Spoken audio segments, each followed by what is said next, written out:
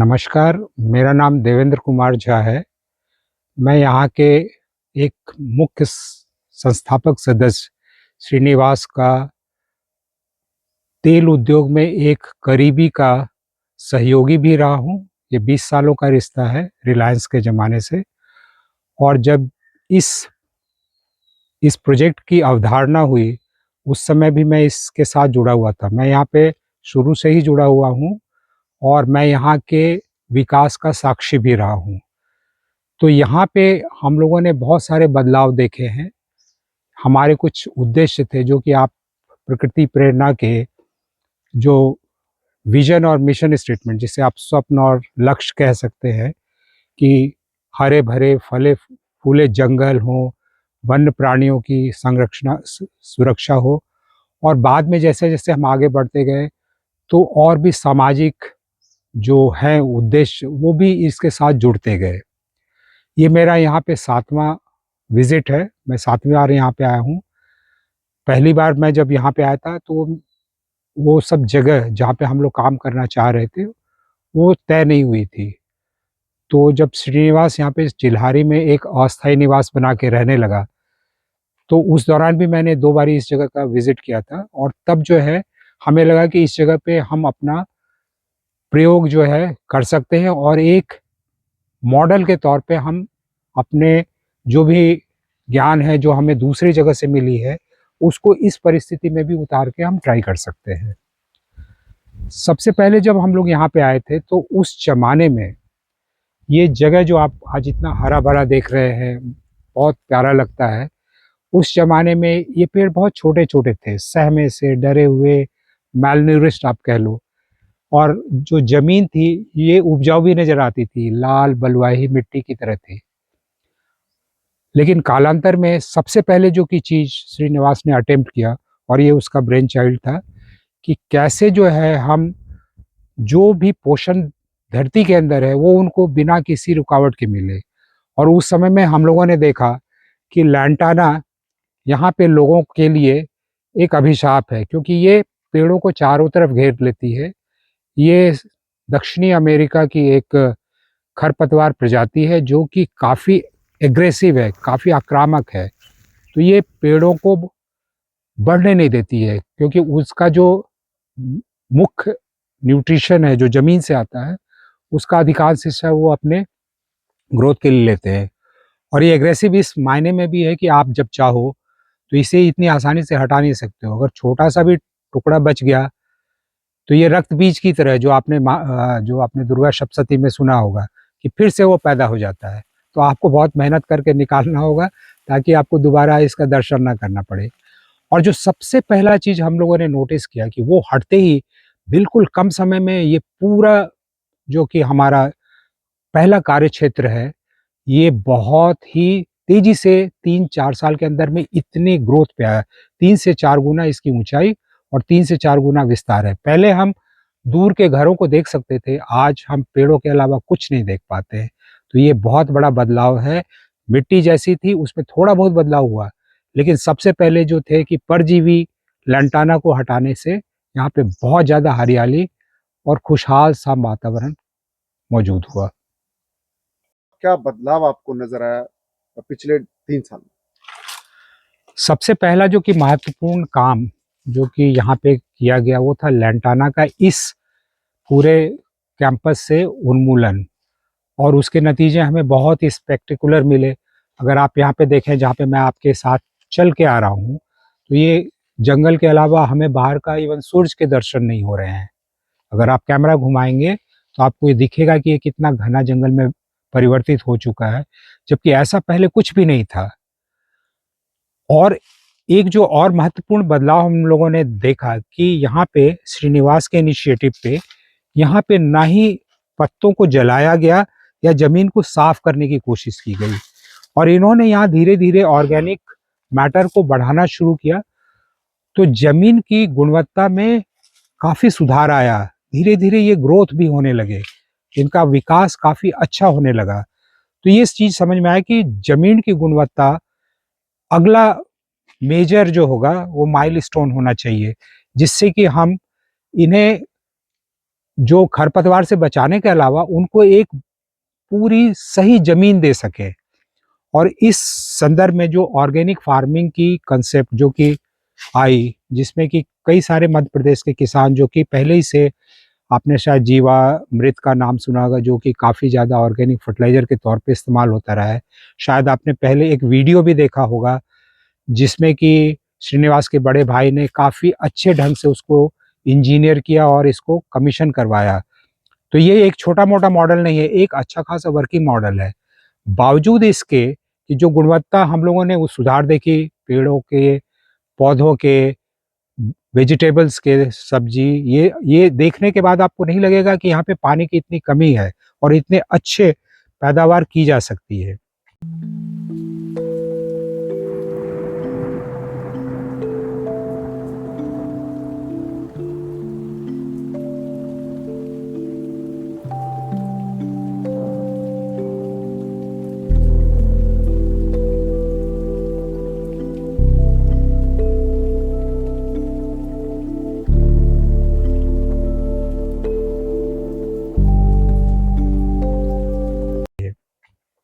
और इसके अलावा जो है, जो ये महसूस किया गया कि एक जो कि समेकित यानी कि इंटीग्रेटेड आपको चाहिए अप्रोच, वो आपको लगाना पड़ेगा।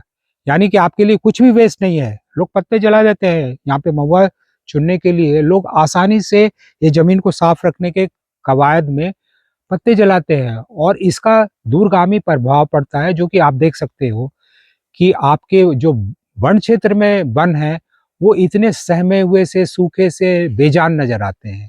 जबकि एक पूरा सरकारी महकमा फॉरेस्ट डिपार्टमेंट इसके लिए काम करता है। लेकिन जो सामाजिक समस्याएँ हैं और जो कि सरकारी अमले का जो कि आप कह सकते हो इतने बड़े क्षेत्र पे अपने को इफ़ेक्टिव बनाने में वो नहीं होता है, तो यहाँ पे ही दिखता है कि कैसे आप पब्लिक एंड गवर्नमेंट पार्टिसिपेशन के थ्रू इसको इम्प्रूव कर सकते हो, प्रोवाइडेड आपके पास काफ़ी विलिंग लोग हों, जो अपने को समर्पित कर सकें।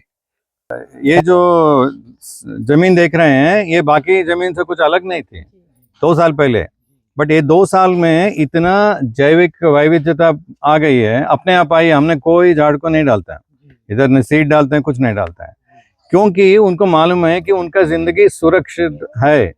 कोई ना काटने वाला, ना कोई जलाने वाला, ओके, ऐसा कोई नहीं है इधर, ओके। उनको भी मालूम पड़ता है। जैसा आपको लगता है आपका पेरेंट है, माने पिताजी माताजी हैं, आप ये और टीचर हैं, आप यही सोचिए कि झाड़ में ऐसा भी है, तो आप हम सबको काट लेते हैं सिर्फ महुआ छोड़ के। यही सही पद्धति है हमारी? हैं? गलत है ना। और ये जगह जो है प्रकृति प्रेरणा का ये कैंपस, ये आपको एक अच्छा खासा मॉडल बना के देता है। अब मैं पहले फिर से आऊँगा कि जो जैविक खाद की ज़रूरत थी, वो इस कैंपस के लिए ही पूरा नहीं पड़ रहा है, तो फिर हमें लगा कि शायद इसको ऑगमेंट करने की ज़रूरत है, इसको कैसे विस्तार दे सकते हैं। क्योंकि जो भी जैविक सोर्स है, जैसे गोमूत्र हैं, पशुओं के मलमूत्र हैं, उनको कैसे ज़्यादा से ज़्यादा मात्रा में इकट्ठा करके उन्हें खाद में परिवर्तित किया जा सके। तो इसके लिए फिर एक चीज़ और भी आया कि चलो, क्या हम यहाँ के रूरल इकोनॉमी पे एक बेहतर मॉडल जो कि आर्थिक तौर से भी इसको सक्षम बनाती है, कुछ नहीं प्रॉफ़िट ना भी सही, तो कम से कम जेब से कोई खर्च ज़्यादा ना हो, उस दिशा में काम करने के लिए। तो अभी आप इसके अगले अंक में देखेंगे कि यहाँ पे कैसे एक भैंसों का, जो कि यहाँ पे लोकल नेटिव स्पीशीज़ नहीं है, उन्हें हरियाणा से लाई गई है, तो उनके एडाप्टेशन और उस पे आधारित, जैसे दूध की जो है सोया प्रोसेसिंग है, दूध के प्रोसेसिंग से चाहे मावा हो, दूध को एज़ सच बेचना हो, तो ये कई चीज़ें हैं जिनका एक्सपेरिमेंट हो रहा है। तो उसके 2 हिस्से हैं, एक जगह जहाँ पे एक छोटी-सी प्रोडक्शन यूनिट है, जहाँ पे सोया पनीर, सोया चटनी, सोया का मट्ठा या आप जैसे कह सकते हैं छाछ, वो हम लोगों ने अभी पिछले 3-4 दिनों में काफ़ी सारे फ़ॉर्मुलेट किए हैं। और मैं एज़ ए कुलिनरी एंथुसियास्ट आपको ये कह सकता हूँ कि ये काफ़ी अच्छा बन पड़ा है।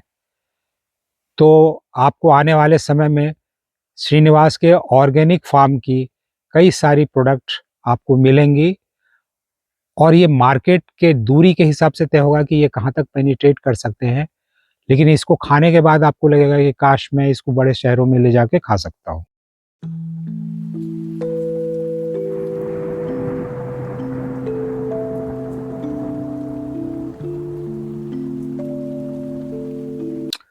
यहाँ पे शुरू से ही जो आसपास के गांव के लोग थे, उन्हें छोटे स्तर पे रोजगार देने का काम इस संस्था से किया गया।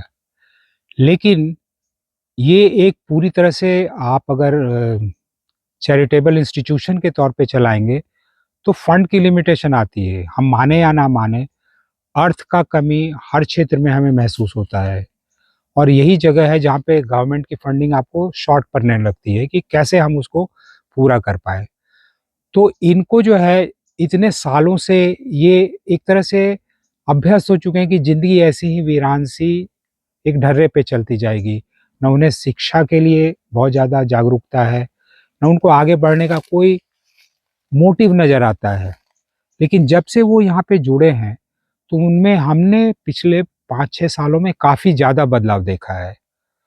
तो अब जाकर के यहाँ पे जो चीज़ वो कर रहे हैं, यहाँ के आसपास के किसान भी उसे रेप्लिकेट कर सकते हैं, दोहरा सकते हैं। और जो कि सबसे बड़ी बात है कि अर्थ की समस्या आप इस सुदूर इलाके में कैसे पूरा कर सकते हैं। तो आप चाहें या ना चाहें, आपको बाजार पे आधारित एक व्यवस्था से आपको सामंजस्य यानी इंटीग्रेशन आपको करना ही पड़ेगा, ताकि आप वहाँ पे पहुँच सके। ये मैं ज़रूर मानता हूँ कि आज जो एंड कंज्यूमर है, जो अंतिम उपभोक्ता है बड़े शहरों में, वो ज़्यादा भाव पे यही चीज़ें खा रहा है और किसानों को उसके उत्पाद का ज़्यादा पैसा नहीं मिलता है। तो ये जो है एक सरकारी अमले को भी इसमें आना पड़ेगा कि कैसे ये वैल्यू चेन जो कि किसान से लेकर के आपको जाता है एंड कस्टमर तक, उसके बीच में मिडलमैन और वैल्यू चेन सप्लाई चेन में आप कैसे जो है उसका एक मेजर शेयर किसानों को दे सके। और ये सर्कस और ये कवायद आप हर जगह करने की कोशिश कर रहे हैं, चाहे किसानों के एमएसपी के तौर पे हो या जैसे भी हो। लेकिन अगर आपके प्रोडक्ट की गुणवत्ता अच्छी है, तो मेरे ख्याल से कोई भी आज देने के लिए तैयार है। आज जो आप दूध खा रहे हैं, पी रहे हैं शहरों में, कभी आप कहते हैं यूरिया की मिलावट है, तो उस हिसाब से अगर आप यहाँ पे ऑर्गेनिक फार्मिंग को बढ़ावा दें और उसके लिए एक थोड़ा-सा अतिरिक्त शुल्क देने के लिए तैयार हो जाएँ, तो मेरे ख्याल से ये इकोनॉमी काफ़ी फलीभूत हो सकती है, जहाँ लोगों को बाहर जाने की ज़रूरत नहीं है। आज मैं कम से कम देख सकता हूँ कि इस साइट की वजह से कभी-कभार तो 50 से 60 लोगों को दैनिक बेसिस पे, डेली बेसिस पे रोज़गार मिल जाता है। लेकिन क्या है कि उसके लिए फिर चलाते रहने के लिए, इसको विस्तार देने के लिए आपको कहीं न कहीं से अर्थ का जो है उपाय करना होगा और उसमें जो है ये production unit, preservation of the food कैसे आप कर सकते हैं, ये चीज़ें करने की ज़रूरत होती है। सौभाग्य से प्रकृति प्रेरणा से काफ़ी जो है अच्छे लोगों का जुड़ा है, वो पढ़े-लिखे। वो हो सकता है कि इस माहौल के बारे में ज़्यादा न जानते हों, लेकिन जो तकनीकी समस्याएँ हैं, उनके ज़रूर एक न एक विचार हैं और अगर उसको मिला कर के यहाँ के गाँव की जनता से एक समेकित इंटीग्रेटेड वे में हम उनका इस्तेमाल कर सकें, तो मेरा ख़्याल है कि अगले 5 से 10 साल में इस अति पिछड़े इलाके में इस गाँव गजरा का नाम यहाँ से 15 किलोमीटर दूर के लिए भी लोग नहीं जानते हैं, वो पूरे दुनिया के लोग जानना शुरू करेंगे। तो मेरा शुभकामना भी है और मेरा प्रयास भी है। मुझे यहाँ आने में बहुत अच्छा लगता है। ये मेरा 7वाँ विज़िट मैं फिर से कह रहा हूँ और मुझे आने के बाद मुझे ये पता नहीं लगता है कि मैं बम्बई में हूँ कि मैं यहाँ पे बैठा हुआ हूँ। मेरी ज़िंदगी बहुत मस्त कटती है यहाँ आने के बाद। सर अगले 5 साल में प्रकृति प्रेरणा फाउंडेशन को कहाँ देखते हैं आप? ये जो आपका मुहिम है एक सर्कुलर इकोनॉमी जो एक विज़न आप लेकर आए हैं, इसमें अगले 5 साल में कहाँ देखते हैं आप इस पूरे मिशन को? देखिए ये चिकन एंड एग स्टोरी की तरह है कि आपके पास अच्छे प्रोडक्ट हैं तो मार्केट आपको कीमत देगी, मार्केट आपको कीमत देगी तो आप प्रोडक्ट बनाएँगे। तो ये शुरुआत तो श्रीनिवास ने कर दी है कि वो अच्छे प्रोडक्ट बनाएँ। सिर्फ़ ये है कि हम जितने भी स स सीधे विचार मतलब हम जैसे विचार वालों को कोशिश करना चाहिए कि जहाँ भी हमें मौका मिले, हमें इस उत्पाद के बारे में लोगों को बताना चाहिए कि वो जो है इसे हम ये नहीं कहेंगे कि आप एहसान करके ज़्यादा पैसे दें, लेकिन आप उसकी गुणवत्ता के आधार पे इसे पूरे पैसे देने की कोशिश करें और सप्लाई चेन को कैसे इम्प्रूव किया जा सके ताकि सुदूर इलाके में ये उत्पाद अच्छे उस पे बना सकते हैं। हम लोगों ने सोयाबीन की चटनी, सोयाबीन के छाछ और सोयाबीन के लड्डू भी ट्राई किए हैं और ये काफ़ी अच्छे बन पड़े हैं। तो ये दूध के इतर भी प्रोटीन की कमी को पूरा करने वाला एक अच्छा वैकल्पिक खाद्य सोर्स बनेगा। तो मुझे लगता है कि पहले इन 2 चीज़ों को करने के बाद अगले क्रम में हम जो है कुटीर उद्योग में जैसे मसाला है, पापड़ है, जो कि ग्रामीण महिलाओं ऐसे तो यहाँ पे मैं देखता हूँ कि महिलाओं की संख्या वर्कफ़ोर्स में काम करने वाले जो श्रमिक हैं उसमें आधे से तो ज़्यादा ही दिखते हैं मुझे। लेकिन हम चाहेंगे कि अगर किसी को घर से निकलने की तकलीफ़ है, वो भी आकर के यहाँ पे पापड़, बरी जो भी हमारे कन्वेंशनल उत्पाद हैं, उसको एक शुद्ध तरीके से बाज़ार को पहुँचाया जाए, ताकि जो कि महिलाएँ पूरे फुल टाइम ये काम नहीं कर सकती हैं, उन्हें भी रोज़गार का अवसर मिल पाए।